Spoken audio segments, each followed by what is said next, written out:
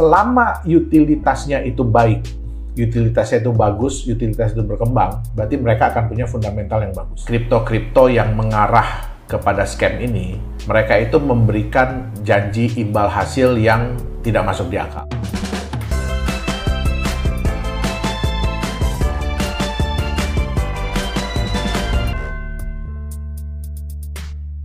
Teman-teman, gimana sih caranya untuk mengetahui Anda investasi cryptocurrency yang tepat atau tidak? Karena ada kripto yang scam, ada yang real, lalu ada juga yang tidak scam sih, cuma projectnya gagal. Nah, gimana cara kita bisa mengidentifikasi? Kita tanya praktisinya. Pak Yohanes, Ya. kita bahas mengenai tentang kripto scam. Ya. Kripto yang scam itu bisa nggak sih kita deteksi sebelum scam? Kita ikutan ya. Ya, sebelum kita gabung, tanda-tandanya ada atau tidak. Terus kemudian yang kedua adalah yang sering scam itu kan ICO. Betul. Dalam tanda kutip ya, scam itu kan bisa jadi memang niat ataupun memang proyeknya nggak ada atau proyeknya gagal. Ya. Apa pandangan Pak Yohanes mengenai crypto scam? Ya, jadi ini memang menyedihkan ya Coach ya. Ya. Jadi sesuatu sebenarnya yang luar biasa, tapi digunakan untuk hal-hal yang kurang baik. Ya. Nah, jadi memang terutama tahun 2017 akhir, nah kita bisa lihat ya itu yang the biggest scam mungkin ya pada waktu itu ya, karena berikut-berikutnya ada lagi. Ada yang lebih gede lagi. Ada yang lebih gede lagi. Nah, itu adalah BitConnect. Ya. Ya. Nah, biasanya yang kripto-kripto yang mengarah kepada scam ini, mereka itu memberikan janji imbal hasil yang tidak masuk di akal. Ya, mereka memberikan janji imbal hasil yang tidak masuk di akal. Mereka mau supaya orang-orang itu semakin eager, semakin apa ya? Nafsu ya untuk membeli. Ya. Nah, terus yang kedua, biasanya mereka ini memberikan reward yang sangat berlebihan kepada marketingnya. Jadi bagi orang-orang yang mau menjalankan, itu diberikan reward yang sangat berlebihan lah. Ya, contohnya misalkan, kalau Coach Tom saya ajak masuk $1.000, saya bisa dapat $300. Ya. Karena gini Coach Tom, sebenarnya kan kripto ini diciptakan out of nothing. Kenapa saya bilang out of nothing? Kita cuma program, terus kalau memang itu koin adalah kita mining. Karena saya bilang sama Coach Tom, ya cuma 2 komputer aja bisa keluar kok koinnya. Nah, atau bahkan kita bikin token dalam hitungan jam. Ya kan, cuma bikin smart contract, mungkin bisa copy paste dari orang punya, udah keluar tokennya. Terus bisa kita jual. Jadi out of nothing. Ya. Nah, pertanyaannya sekarang adalah sesuatu yang out of nothing ini apa jaminannya bisa menjadi besar? Kebanyakan mereka ini kan mengandalkan komunitas. Betul. Ya, untuk menjual koinnya. Mereka mengandalkan komunitas. Tapi kan kita bukan cuma berharap koin itu laku dijual sekarang. Ya. Kenapa? Karena yang paling bahaya adalah pada saat dia masuk di market. Benar. Nah, begitu dia masuk di market, apa yang akan terjadi? Bisa nggak dia bertahan? Bertahan, betul. Nah, bisa nggak dia mempertahankan harga? Biasanya, koin-koin yang scam ini, mereka mau secepat mungkin untuk masuk di market. Ya, kenapa? Karena market itu, begitu udah masuk di market kan, harga kita nggak bisa kontrol katanya. Ya. Ya kan? Ya itu bebas. Kita bisa lihat juga bahwa ya kebanyakan dari mereka ya itu awalnya nggak mau ketahuan identitasnya lah. Jadi mereka sebisa mungkin ya pakai perusahaannya di British Virgin Island lah, negara-negara yang nggak mungkin bisa kita verifikasi deh benar atau tidaknya. Mereka biasanya nggak menjalankan proyek real.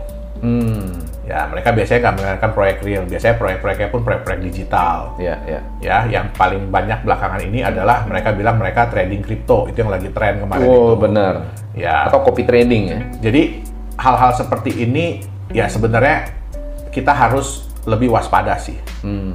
Ya kan? Kita harus pelajari dulu white paper-nya. Ya. Nah, terus orang-orang yang ada di belakangnya. Oke. Ya, siapa sih mereka ini? Bisa nggak diverifikasi ini orangnya beneran ada apa enggak? Ya, kadang-kadang pakai itu Coach. Mungkin Coach tahu Fiverr ya, Fiverr.com itu yang menyediakan jasa bikin video, bikin animasi, bikin apa. Yang ngaku-ngaku saya adalah CEO-nya, padahal itu aktor ya. Betul. Ya, kita harus lihat. Mungkin kita kadang-kadang harus belajar Coach. Kena dulu di sini gitu ya. Nah, Tapi di situ gunakanlah, kita itu belajar. Ternyata yang kemarin ini tipenya begini, modelnya begini. Nah, kalau besoknya muncul lagi yang begitu, ya hati-hati. Nah, itu harus hati-hati. Jangan kejeblos 2 kali. Betul. Gitu ya. Masa modelnya udah sama, konsepnya udah sama, main lagi ya, gitu. Betul, Nafsu pengen hilang duit. Betul. Nah, ada nggak tipe-tipe modus-modus scammer di kripto? Tipe-tipenya apa sih? Oke, jadi gini, mungkin Koston tahu money game ya? Money game ya? Ya, kalau dulu kan money game itu kan mereka kan kita kasih rupiah atau US dollar, nanti kita akan diberikan return dalam bentuk rupiah atau US dollar. Iya. Nah, seperti yang kita tahu kan, ini nanti akan bubble.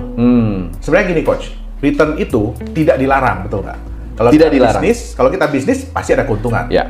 Nah, wajar kalau kita membagikan keuntungan. Betul.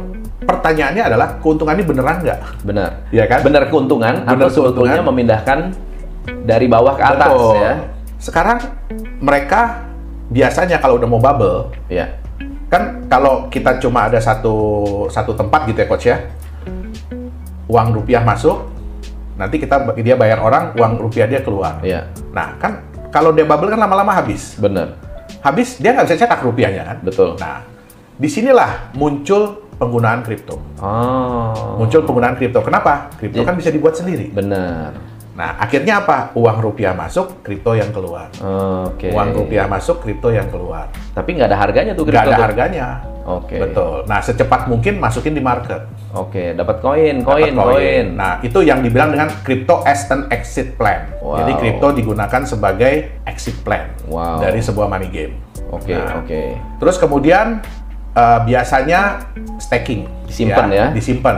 Nah, itu biasanya disimpan harus dengan minimum berapa? Ya, Dan jangka waktunya ditentukan, nggak boleh di Betul. rilis sampai berapa lama Betul. gitu ya. Nah, konsep staking ini sebenarnya ada, Coach, di kripto.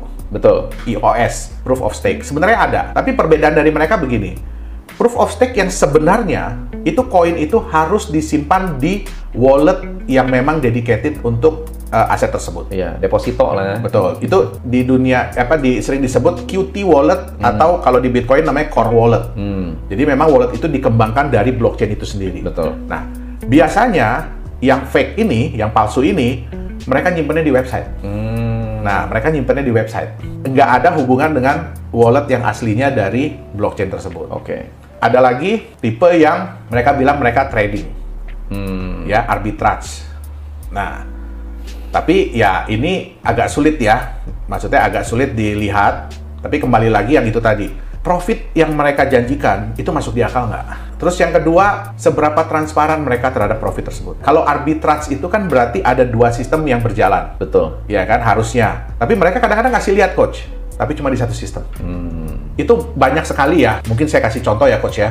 Dulu ada yang namanya Plus Token, ya. Terus kemudian ada Cloud Token. Mereka tuh punya ciri-ciri yang mirip. Mereka dipromot oleh satu institusi atau satu organisasi yang sama. Nah, Wah. jadi ini satu organisasi mempromot mereka, scam yang pertama. Promote lagi yang kedua, scam. Nah, apa yang akan terjadi yang berikut-berikutnya? Ya, ya. Atau sistem mereka dikembangkan oleh developer yang sama. Jadi itu sebenarnya udah semacam tanda-tanda. Misalkan kripto ini developernya siapa? Yang menjual siapa? Nah, itu kadang-kadang berbeda. Nah, itu pun harus hati-hati. Ya. Harus dipantau. Ya, harus dilihat dulu kayak apa. Ada nggak sih website yang sudah mengumpulkan data-data para scammer? Kalau menurut saya yang paling liable ya, yang paling bisa kita lihat itu adalah ada namanya behindmlm.com. Behindmlm.com. Ya, behindmlm.com. Ini berarti kan mereka akan memantau mana-mana koin-koin yang dulu, bukan hanya koin berarti ya? Ya, Mereka juga memantau MLM atau money MLM game yang ataupun scam. ya investment scheme yang Iya. about a bit fishy. Nah, berarti kita juga bisa nilai dari profil scammer-scammer ini. Betul. Biasanya nggak jauh-jauh beda Betul, betul. modus-modusnya. Betul. Oke, Ya. mantap. Jadi ya kalau dia promote yang seperti itu, ya biasanya kalau yang dia promote berikutnya ya nggak jauh-jauh beda lah. Nggak jauh beda ya. Oke, thank you so much. Malam hari ini kita sharingnya sangat mendalam. Ya. Ya, mohon maaf buat teman-teman yang punya niat untuk melakukan scamming. Yeah. Hati-hati, Anda akan akan ketahuan ya, cepat atau lambat. Ya. Tapi banyak juga yang apa namanya, yang nggak ketangkep tuh banyak sekali ya. Banyak, sana ya. banyak. Kripto ini seperti pisau, Coach. Ya. Tergantung di tangan siapa ini dipegang. Ya. Nah, terus salah satu orang yang sukai dari kripto ini adalah anonimusnya. Dia memang bisa di tracing, tapi dia sifatnya anonim. Tidak ada rahasia, tapi transparan. Ya, ya. Nah, jadi ini yang sering dimanfaatkan kerahasiaan ini. Untuk mengetahui kalau kripto yang benar tuh gimana? Boleh. Yang bagus gimana? Boleh. Fundamental, menilai cryptocurrency yang bagus seperti apa? Ya. Kita akan membahas mengenai bagaimana cara memilih cryptocurrency yang bagus untuk Anda trading atau Anda simpan jangka panjang. Pak Yohanes, Ya. ada nggak sih cara-cara untuk memilih kripto yang sehat? Oke. Jadi, kalau kita bicara secara global ya, Coach ya, yang paling penting adalah kita harus tahu dulu, ini aset ini ada fundamentalnya nggak? Ada fundamental. Nah, gimana caranya mengetahui fundamental dari cryptocurrency yang from nothing itu? Ya, oke. Jadi tetap yang kita harus pelajari adalah konsepnya. Ya. Ya, masuk di akal atau tidak. Kita mudah nggak mengerti. Kita mudah nggak mengerti kenapa kripto ini suatu saat akan bernilai. Jadi dia bisa punya value. Ya. Yang lebih bagus lagi tentu saja kalau kripto tersebut ada intrinsic value-nya, ada nilai dasarnya sendiri yang dikandung. Itu lebih bagus lagi. Nah, kita bisa lihat utility coin, ya, utility asset. Kenapa mereka bisa bagus nilainya? Kenapa mereka bisa berkembang nilainya? Karena fundamental mereka adalah utility-nya. Ya. Dipakai lah. Betul, dipakai. Ya. Nah, selama utilitasnya itu baik, utilitasnya itu bagus, utilitas itu berkembang, berarti mereka akan punya fundamental yang bagus. Iya. Nah, tapi kadang-kadang ini pun nggak cukup. Kenapa nggak cukup? Kenapa saya bilang nggak cukup untuk menilai ya, Coach ya? Kenapa? Karena kebanyakan developer ini menjual aset kripto sebelum utility ini ada. Sebelum utility ini ada. Nah, bagaimana kita bisa menilai? Ya, ini kira-kira bisa nggak ini? Ya, kita harus lihat dulu ini masuk di akal atau tidak. Ya. Nah, pertama kita lihat dulu developer ini bentuknya apa? Apakah dia perusahaan atau dia grup atau dia anonim? Nggak jelas siapa. Gitu loh. Nah, kalau memang mereka itu berniat untuk mengembangkan asetnya ini secara terus-menerus, tentu saja mereka pasti sudah mempersiapkan fondasinya ya, yaitu apa? Oke, kita bikin badan hukum, kita bikin perusahaan. Nah, terus kita harus lihat lagi di mana badan hukum ini berada. Ya, di mana badan hukum ini berada. Karena ya kita tahu ya, Coach ya, sekarang kan banyak yang namanya shell companies tuh. Betul. Nah, itu mudah sekali dibuat. Ya, bahkan dengan mungkin uang kurang dari 15 juta aja kita udah bisa punya perusahaan di luar negeri. Ya, dengan direktur yang entah siapa itu, ya kan, appointed director-nya entah siapa, ya. Nah, jadi kita harus lihat ini legalitasnya di mana. Tuh. Terus kemudian seperti apa sih regulasi di negara tersebut yang mengatur tentang aset-aset kripto? Ada nggak regulasinya udah? Ya kan? Nah, terus kita harus lihat lagi orang-orangnya di dalam, ya, orang-orangnya di dalam. Nah, apakah orang-orang ini real atau enggak? Bisa kita lihat atau enggak? Ya, saya ada beberapa kasus ya di mana itu semua orang-orang terkenal, Coach ya, yang muncul ya. Nah, itu orang-orang terkenal yang muncul. Nah, tapi failed. Ya, tapi failed. Ya. Kita nggak bilang scam ya. Tapi dia failed. Nah, itu kembali lagi kita nggak bisa cuma lihat orangnya, tapi kita harus lihat konsep dia. Ya, bisnis konsep dia. Jadi mau dibawa kemana ini kripto? Utility-nya nanti seperti apa? Ya. Untuk kripto-kripto yang belum punya utilitas, sebelum, jadi dia udah ciptain asetnya, baru dia ciptain utilitasnya. Nah, kita harus lihat utilitas ini masuk di akal nggak? Contoh, ada yang bilang begini, nanti bisa dipakai untuk pembayaran, bahkan sampai pembayaran tol di Indonesia. Itu udah pasti nggak bisa. Ya, bahkan di Indonesia pun sebenarnya ya, kita nggak bisa. Saya nggak bisa nih bayar coach pakai US dollar gitu, nggak bisa, nggak boleh. Sekarang udah nggak bisa. Udah nggak bisa. Kenapa? Karena yang diterima hanya rupiah. Gitu. Jadi kita harus lihat dulu masuk di akal nggak. Ada yang bilang gini, nanti mau bikin mobil yang bisa terbang ke bulan gitu. Nah, mungkin nggak itu terjadi. Ya, nggak usah terbang ke bulan, terbang aja dulu deh. Naik 1 meter ya kan? Tentu bisa. Nah, jadi kembali lagi, ini too good to be true nggak? Iya. Ini cita-citanya ini berlebihan nggak gitu loh. Oke. Nah, terus ya, yang satu hal ya yang sangat kita sayangkan juga ya, transparansi itu belum ada di mana di dunia aset kripto. Terutama gini, kenapa sih kok failed? Kenapa proyeknya failed? Kenapa utility-nya failed? Nah, banyak developer kripto itu yang menciptakan FOMO pada saat menjual aset kriptonya. Ya, jadi biasanya kalau dulu coach dijualnya itu ada stage-stage-nya kan. Hari ini dijual cuma 100.000 di harga sekian. Terus naik. Terus orang masuk mau beli, nggak bisa. Ya kan, katanya udah habis dalam waktu hitungan sekian detik. Nah, nanti dilepas lagi sekian. Habis juga. Habis lagi, dilepas lagi sekian, habis lagi gitu. Pertanyaannya, siapa yang bisa memverifikasi bahwa ini itu udah benar habis, betul. Nah, tidak ada. Ya kan? Jadi kalau sekarang kita mau bikin project dengan dana 10 juta dolar. Kita bikin begitu, habis, tapi ternyata semuanya fake, kebanyakan fake, hanya untuk menciptakan FOMO aja. Nah, terkumpul 3 juta dolar. Kira-kira jalan nggak coach projectnya? Kalau duitnya 3 juta dolar sih, butuh 10 juta, duit cuma 3 juta. Nggak mampu. Nah, habis jadinya kan. Nah, terus kita lihat lagi, ya ada yang biaya marketing yang disiapkan untuk menjual aset ini jauh lebih besar daripada biaya dia untuk menjalankan proyeknya sendiri. Iya. Nah, apakah itu masuk di akal?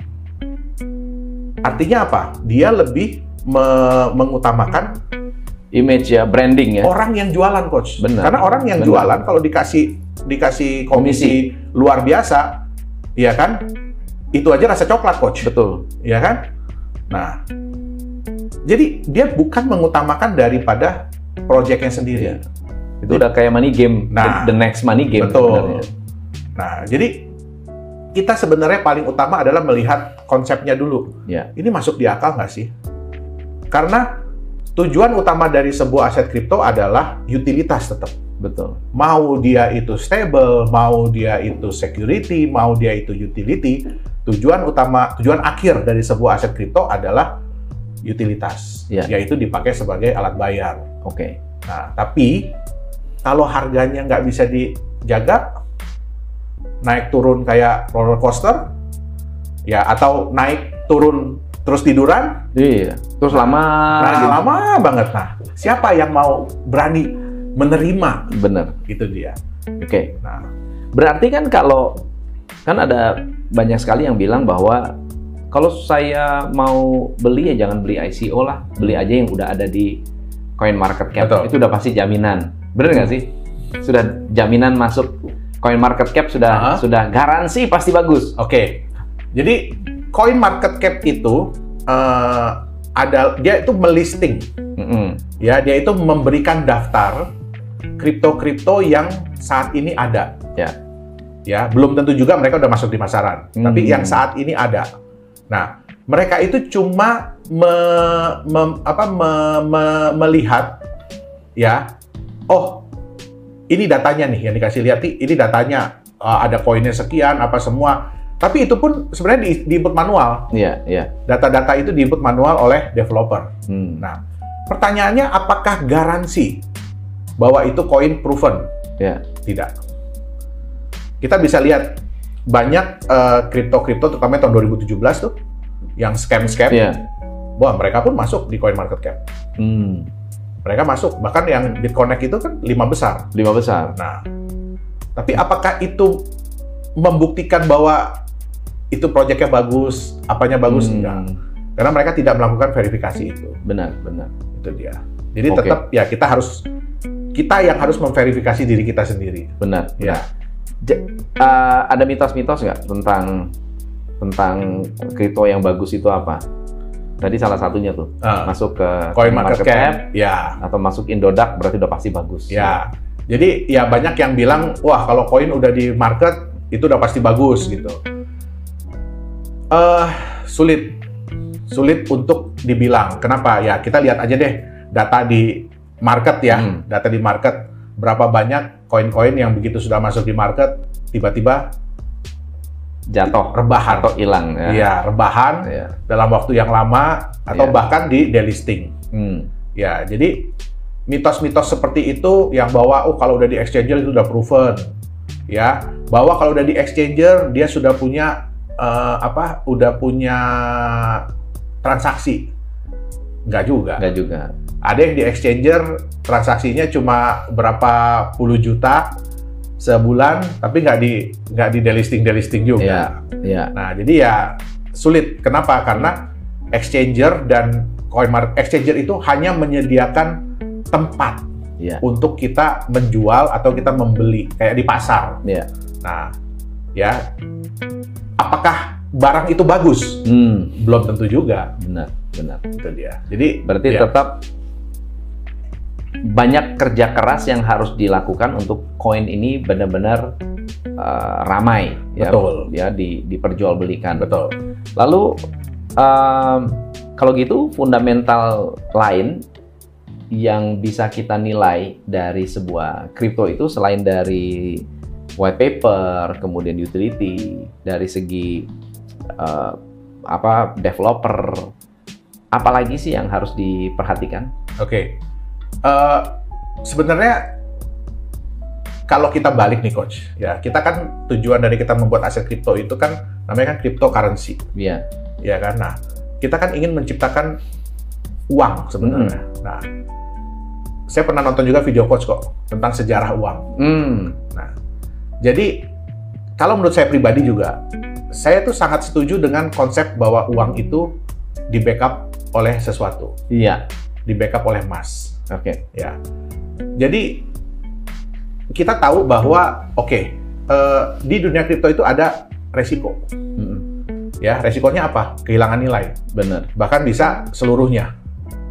Nah, bagaimana caranya supaya uang kripto ini jangan sampai deh nilainya itu sampai 0, jangan deh. Ya. Nah, tentu saja ya kita ada backupnya lebih baik. Nah, yang kita tahu juga bank-bank sentral kan bilang, oh iya mata uang kita nggak tergantung dengan emas. Tapi kenapa mereka masih simpan emas? Iya, benar. Bahkan nambah terus malah. Iya kan? Kenapa? Ya karena itu juga sebenarnya bukan membackup uangnya mungkin, tapi membackup kekayaan dari negaranya, kemampuan dari negaranya untuk menjamin mata uangnya. Iya. Nah, terus yang kemudian adalah kita harus lihat proyeknya. Proyeknya itu yang sebenarnya tadi masuk di akal nggak sih?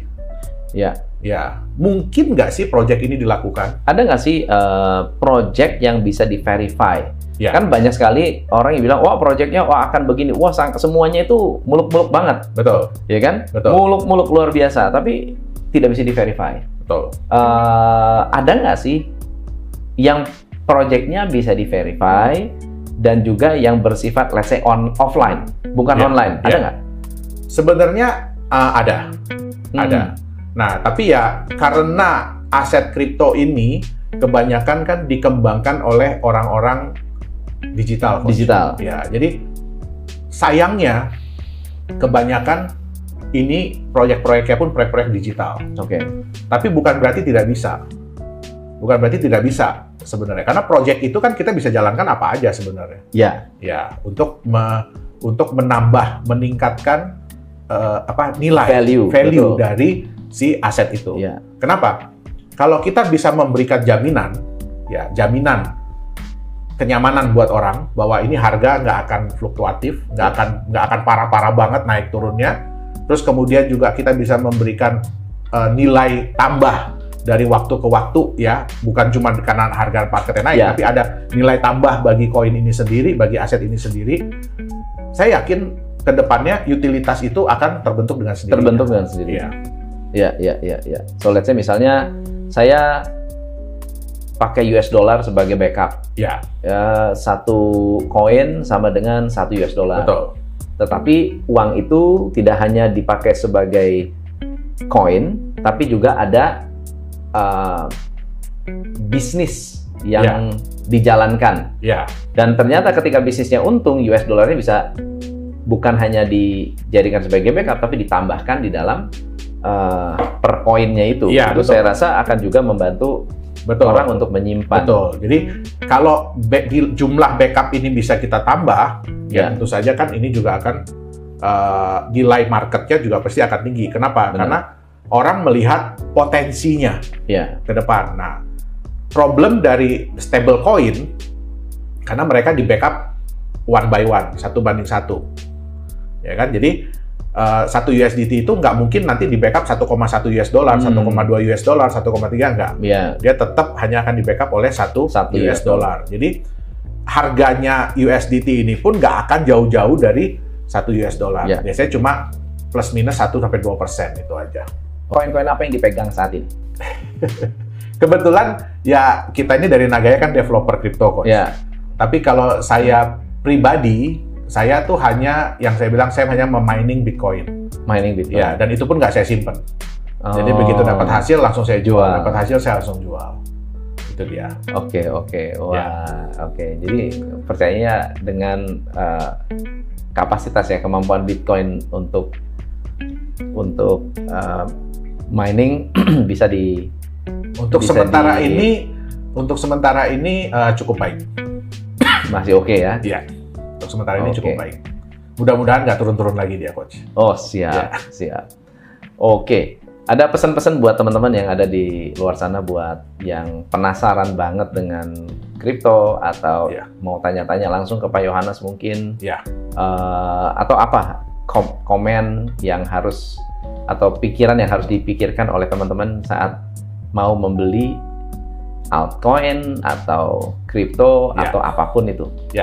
Jadi buat teman-teman semua ya, kita harus tahu dulu sebenarnya kita ini siapa, apa sih kapasitas kita, ya, apakah kita ini ingin mencari profit keuntungan dalam jangka pendek atau jangka panjang, ya. Kalau memang kita untuk jangka pendek, ya mungkin teman-teman bisa membekali diri dengan ilmu trading, sebelum memutuskan untuk beli dan jual aset kripto. Nah, tapi bagi teman-teman yang ingin menjadikan aset kripto ini adalah aset untuk masa depan, jadi untuk jangka panjang, jangan keburu-buru, ya, jangan gambling, tapi pelajari baik-baik ya konsep-konsep ini. Apalagi yang mau beli koin-koin di ICO, pelajari baik-baik konsep dari aset kripto tersebut. Nah, paling penting adalah ikuti kata hati kita. Ya, selain riset adalah ikuti kata hati kita. Betul. Ya, ini masuk di akal nggak? Ini mungkin nggak bisa terjadi. Ya kan? Semakin mudah Anda mengerti tentang konsepnya, semakin banyak orang juga akan mengerti. Benar. Ya, kenapa? Karena kedepannya yang dibutuhkan itu adalah permintaan yang akan meningkat. Ya, jadi kalau semakin orang banyak mengerti, permintaan ke depan, permintaan di masa depan pasti juga akan meningkat. Nah, jadi saran saya adalah jangan keburu-buru, pelajari baik-baik ya sebelum Anda memutuskan masuk di aset kripto. Itu dia. Ya. Atau Anda mau jadi miner juga boleh. Boleh. Banyak sekali sekarang platform-platform yang bisa memberikan Anda, kalau pengen belajar ya, karena namanya investasi itu tentu ada risiko, tapi kadang-kadang belajar terbaik adalah dengan melakukan kesalahan. Iya, betul. Ya, tapi yang harus diukur kesalahannya. Dan jangan berulang. Jangan diulang-ulang. Jangan diulang-ulang. Oke. Thank you, Pak Yohanes. Thank you so much. Sama-sama. Next time kita sharing-sharing lagi. Nah, kalau ada pertanyaan, tulis di komen. Nanti saya akan kumpulkan. Mudah-mudahan Pak Yohanes bersedia lagi untuk kita undang sharing tentang kripto. Siap. Oke, Siap. thank you Pak Yohanes. Thank you, Coach. Sampai ketemu lagi. Sampai ketemu. Next time, saya Tom MC Ifles, salam pencerahan.